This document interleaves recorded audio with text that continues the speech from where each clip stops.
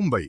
समय के साथ जहां कई पारंपरिक खेल आधुनिक जीवन शैली की दौर में पीछे छूटते जा रहे हैं, वहीं भारत की शान रही कुश्ती भी धीरे धीरे सीमित होती जा रही है।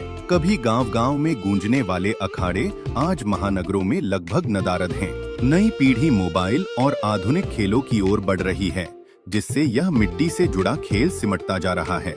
इसी पृष्ठभूमि में भारतीय खेल संस्कृति को पुनर्जीवित करने की एक ऐतिहासिक पहल के रूप में कुश्ती का महादंगल 2026 का आयोजन किया जा रहा है। यह आयोजन भारत की उस परंपरा को समर्पित है, जिसकी जड़ें 26 जनवरी के ऐतिहासिक दंगलों से जुड़ी रही हैं। इस भव्य महादंगल में देश की राजनीति और समाज के कई प्रतिष्ठित चेहरे मुख्य अतिथि के रूप में उपस्थित रहेंगे। श्री पीयूष गोयल, माननीय केंद्रीय कैबिनेट मंत्री, भारत सरकार, श्री रामदास आठवले, माननीय विधायक, महाराष्ट्र, श्री संजय उपाध्याय, माननीय विधायक, बोरीवली, मुंबई।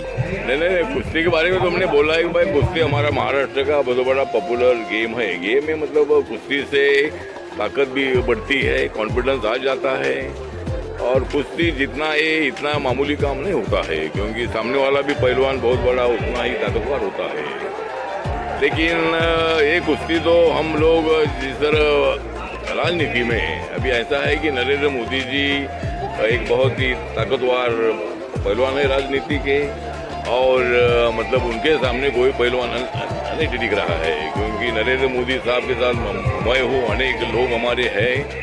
तो इसी तरह राजनीति की कुश्ती में हर जगह पर हम जीत रहे हैं। महाराष्ट्र में भी हमने जीते हैं।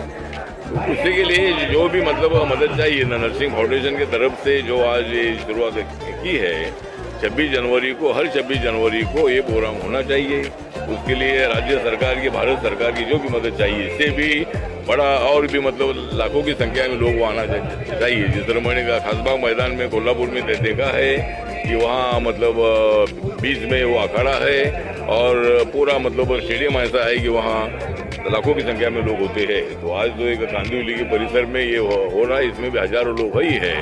लेकिन अगले बार पूरा सपोर्ट हम नरसिंह यादव जी को करेंगे, और ये फाउंडेशन के तरफ से अगले बार जब कुश्ती होगी तो लाखों की संख्या में लोग आएंगे, पूरे देश भर के पहलवान वहाँ बुलाए जाएंगे, और इसको भारत राज्य सरकार के तरफ से, भारत सरकार के तरफ से भी इसके लिए जो भी एक्सपेंडिचर है उसके लिए हम मदद करने का प्रयत्न करेंगे।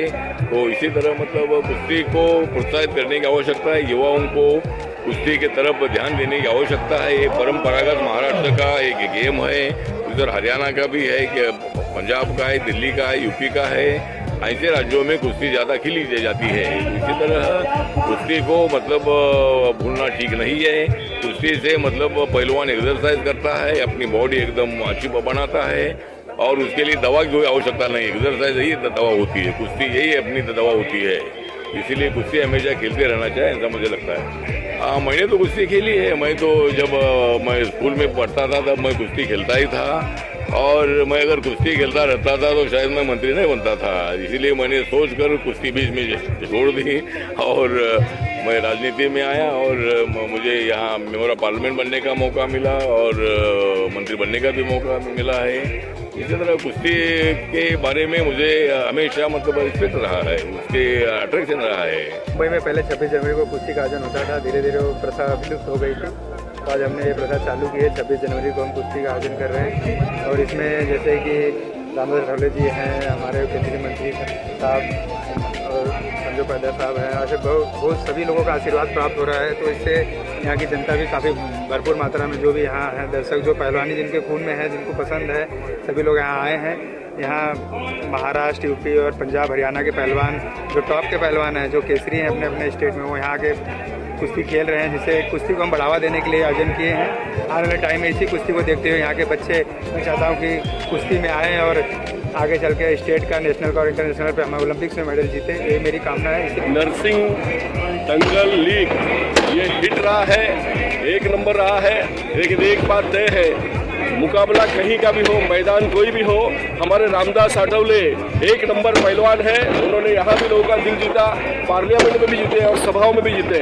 मैं नरसिंह यादव जी को और उनकी टीम को बहुत शुभकामनाएं देता हूँ कि 26 जनवरी को एक बार फिर से कुश्ती की परंपरा की शुरुआत की है और जिस प्रकार से युवाओं का उत्साह है, जिस प्रकार से पहलवान इसमें सहभागी हुए हैं, एक बार फिर से मुंबई का कुश्ती का दौर शुरू हुआ है, ऐसा मुझको लगता है। प्रजासत्ताक दिन के उपलक्ष्य में उन्होंने ये कुश्ती की दंगल रखी है और माननीय नरेंद्र मोदी जी जब से देश के प्रधानमंत्री बने हैं तो भारत के क्रीड़ा क्षेत्र में भी बहुत सारे परिवर्तन आने लगे हैं। ओलंपिक में मेडल हो या अन्य स्पर्धाओं में मेडल हो, ये ज्यादा संख्या में अपने को मिलने को लगे हैं। यह उसका मूल स्रोत इस प्रकार की स्पर्धाएं होती है। तो मुझे लगता है कि कांदिवली पूर्व विधानसभा में इस प्रकार की कुश्ती की दंगल नरसिंह यादव जी ने रखी है, उसके लिए मैं उनको बहुत बहुत बधाई देता हूँ। और आने वाले दिन में भी इस प्रकार के जो भी उपक्रम वो करना चाहते हैं, उसमें मेरा एक लोकप्रतिनिधि के नाते